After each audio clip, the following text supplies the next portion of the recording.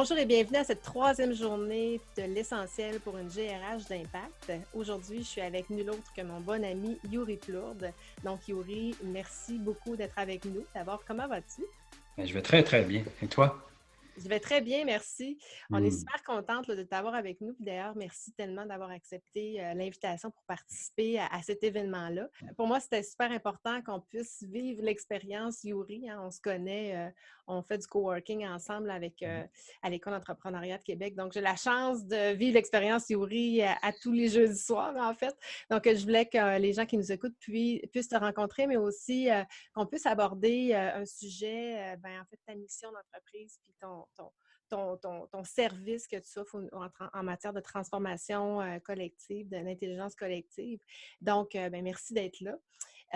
D'abord, Yuri, on met la table cette semaine, on met la table avec toi pour le reste de la semaine parce que on est fiers de dire que le coffret des essentiels, ça a été propulsé beaucoup par l'intelligence collective. Donc, aujourd'hui, cette capsule-là prend vraiment tout son sens. Donc, on voulait mettre la table avec toi en cette troisième journée pour le reste de la semaine. Donc, peut-être juste pour comprendre ce que tu fais avec ta partenaire d'affaires Lisa Fecto, vous avez importé une approche, l'approche Toscane, qui est une approche européenne, qui consiste à accompagner notamment les gestionnaires et dirigeants qui souhaitent transformer leurs entreprises au niveau organisationnel et culturel vers des entreprises qu'on appelle des entreprises responsabilisantes, qui sont axées sur des valeurs humaines, de confiance, de dignité, d'humilité, etc.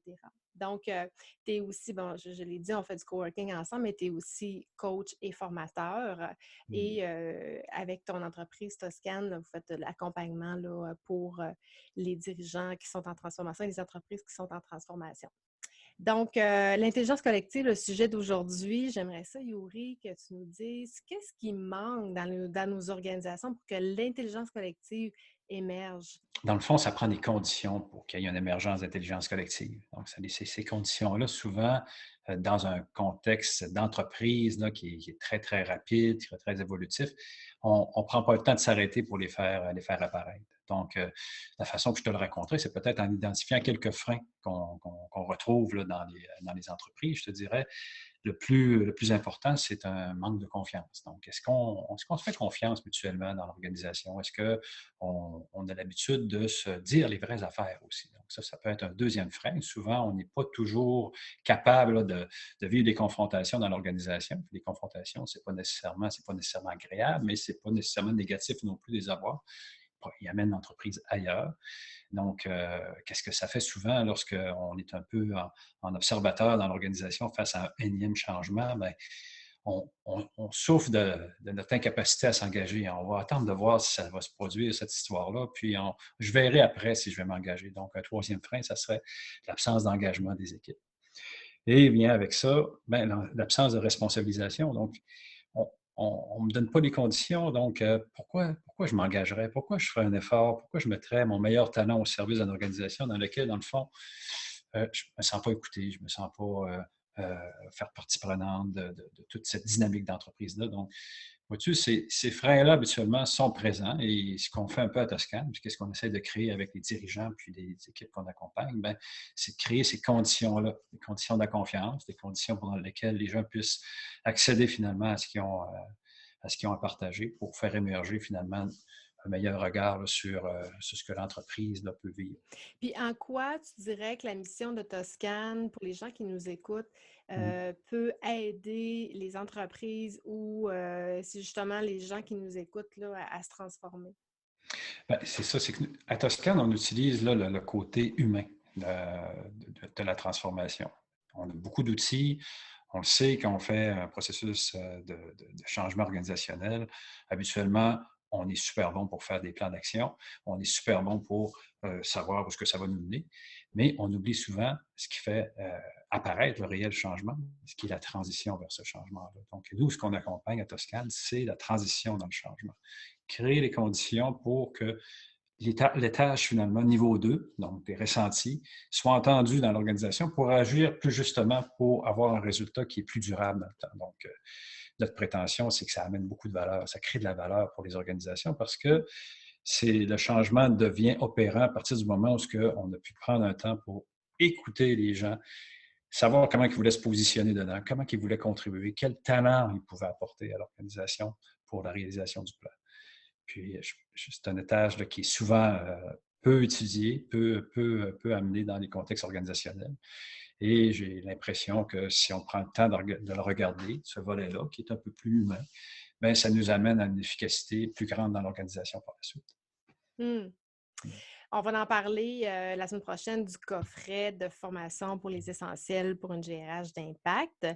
Euh, L'intelligence collective, le sujet qu'on va aborder avec toi, dans le fond, c'est pas une formation, c'est plus une expérience, c'est une activité d'intégration qui va servir aux autres formations qui sont incluses dans le coffret.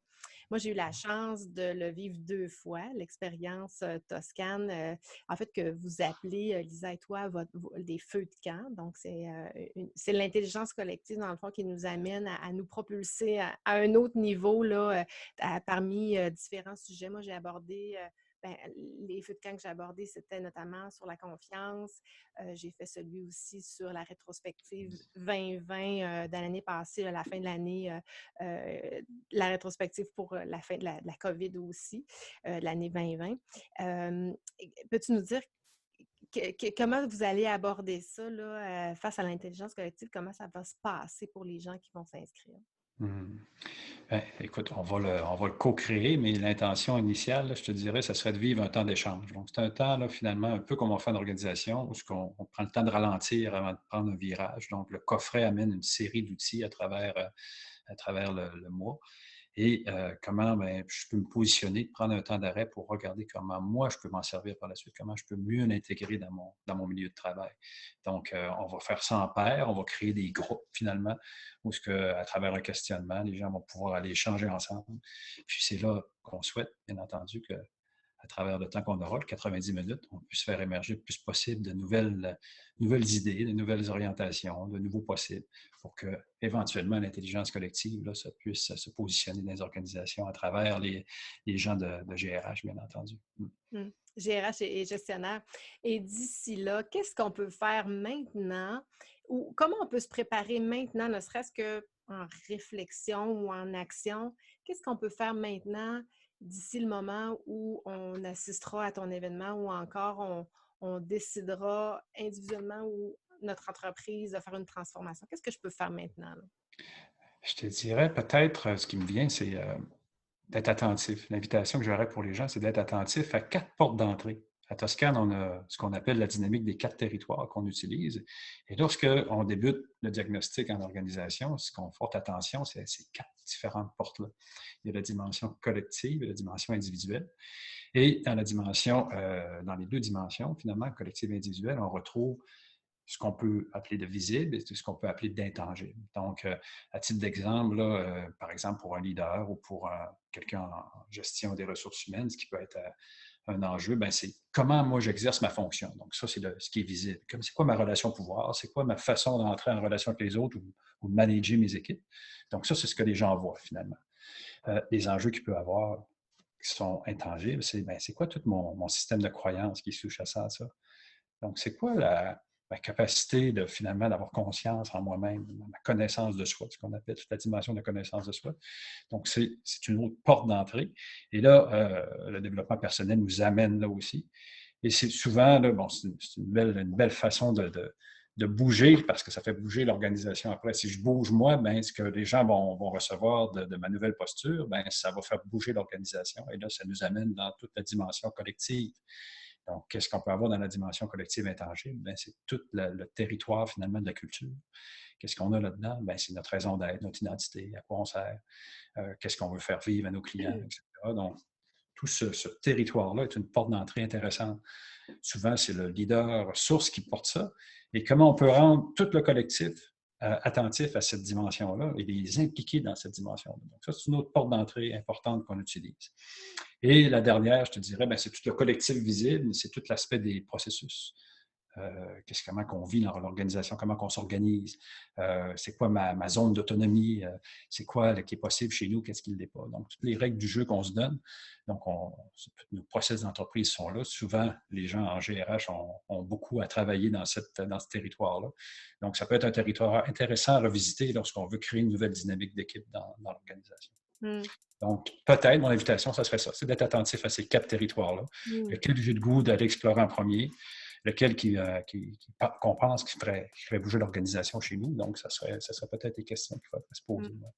Bien, j'aime beaucoup, puis bon, on est un peu dans le même domaine, mais j'aime beaucoup le cadran des processus du contrôle. Donc, d'aller valider quels sont nos processus de contrôle aussi. Souvent, ça crée un déséquilibre sur la confiance. Donc, le contrôle versus la confiance peut être effectivement un bon point. Je retiens aussi que ça part par l'individu avant d'entrer dans le collectif. Donc, la transformation, c'est d'abord une transformation individuelle de ce que je retiens de ce que tu nous as partagé.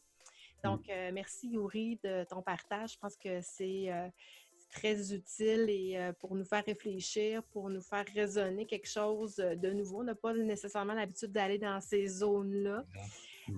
On va voir tous les liens pour te rejoindre dans le courriel qui inclut la capsule. On invite aussi les gens à nous écrire sur LinkedIn comment cette capsule-là, comment cette discussion-là les a fait résonner. Si on a des commentaires ou des questions à te poser, à me poser, bien, ça nous fera plaisir d'y répondre. On va mettre également tous les liens pour nous rejoindre à cet égard-là. Donc, merci beaucoup, Youri. Et puis, on aura la chance de te revoir dans le coffret dès la semaine prochaine. Donc, excellent. Bye-bye. Bien hâte. Bye-bye.